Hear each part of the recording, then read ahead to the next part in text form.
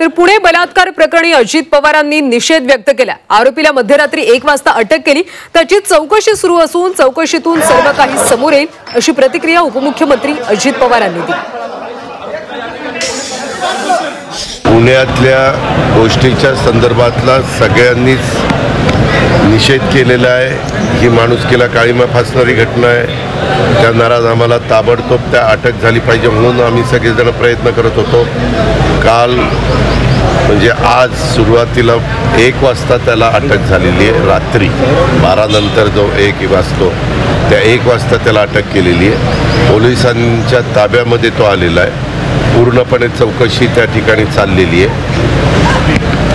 आज कोर्टामध्ये देखील त्याला हजर त्या ठिकाणी केलं जाणार आहे आणि त्याच्यातून काय वस्तुस्थिती आहे ते सगळं निष्पन्न त्या ठिकाणी होईल।